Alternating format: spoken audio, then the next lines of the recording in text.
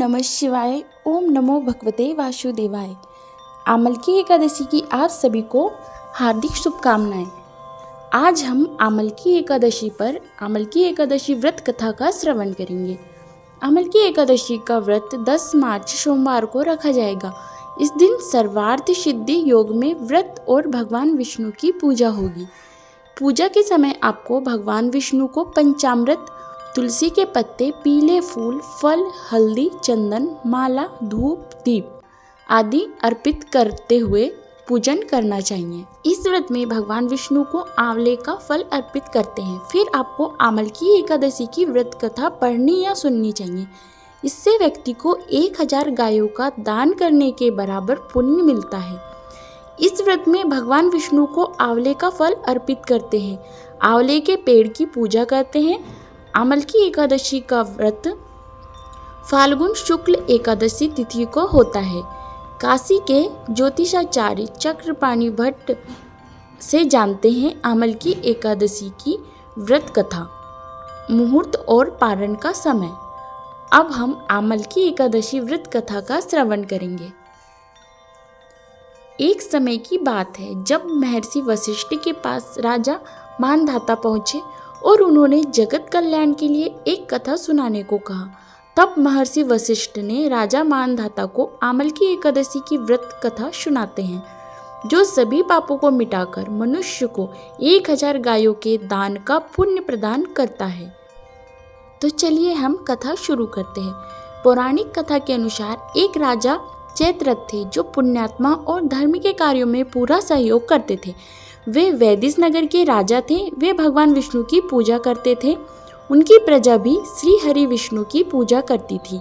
वहाँ के लोग धर्म परायण थे। एक समय आमलकी एकादशी के अवसर पर लोग व्रत कर रहे थे। उन सभी ने विष्णु मंदिर में पूजा अर्चना की और आमलकी एकादशी की व्रत कथा सुनी। रात के समय जागरण किया। उस दौरान मंदिर में एक शिकारी भी पहुंचा। उस शिकारी ने भी आमलकी एकादशी की पूजा की, व्रत कथा सुनी और रात्रि जागरण का पुण्य प्राप्त किया। अगले दिन सुबह होने पर वह घर पहुंचा। वहां उसने खाना खाया और सो गया। उस शिकारी की मृत्यु उसी दिन हो गई। उसका जन्म राजा विदुरथ के घर बेटे के रूप में हुआ। उस बच्चे का नाम वसुरथ रखा गया। पिछले जन्म में आमलकी एकादशी की व्रत पूजा कथा श्रवण से जो पुण्य प्राप्त हुआ था, उसके फलस्वरूप शिकारी इस जन्म में राजा का पुत्र बना था। जैसे जैसे समय व्यतीत हुआ, वह बालक बड़ा हुआ और एक दिन वह भी राजा बन गया। एक दिन वह जंगल में गया, लेकिन रास्ता भटक गया। तब वह एक पेड़ के नीचे सो गया। तभी कुछ लोगों ने उस पर हमला कर दिया। उसी दौरान उसके शरीर से एक स्त्री प्रकट हुई। उसने सभी को मारकर राजा वसुरथ के प्राणों की रक्षा की। वसुरथ की जब नींद पूरी हुई तो देखा कि आसपास काफी लोग के शव पड़े थे। तब राजा वसुरथ ने कहा कि इस जंगल में उसका हितैषी कौन है जिसने उसे मृत्यु से बचाया है। तभी आसमान से आकाशवाणी हुई कि भगवान विष्णु के अलावा तुम्हारी रक्षा कौन कर सकता है। इस घटना के बाद वसुरथ अपने महल वापस आ गया और सुखपूर्वक शासन करने लगा। महर्षि वशिष्ठ ने राजा मानधाता को आमलकी एकादशी के महत्व को बताया। उन्होंने कहा कि जो आमलकी एकादशी व्रत रखकर विष्णु पूजा करता है, वह पाप मुक्त हो जाता है, उसके कार्य सफल होते हैं और अंत में उसे मोक्ष मिल जाता है। तो आइए अब हम आमलकी एकादशी के शुभ मुहूर्त और पारण का क्या समय है, इसके बारे में जान लेते हैं।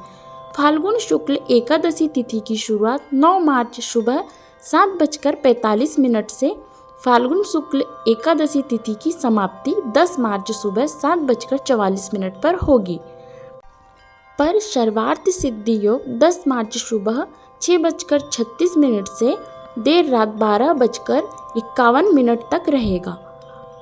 आमलकी एकादशी पूजा मुहूर्त 10 मार्च सुबह 6:36 से प्रारंभ।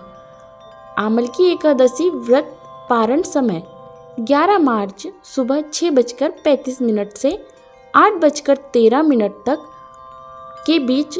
द्वादशी तिथि की समाप्ति 11 मार्च सुबह 8:13 तक रहेगी। आशा करती हूँ कि आपको इस वीडियो में सारी जानकारी मिल गई होगी और आपको कथा भी पसंद आई होगी। यदि आपको वीडियो पसंद आए तो लाइक कीजिएगा, शेयर कीजिएगा और हमारे चैनल को सब्सक्राइब कीजिएगा।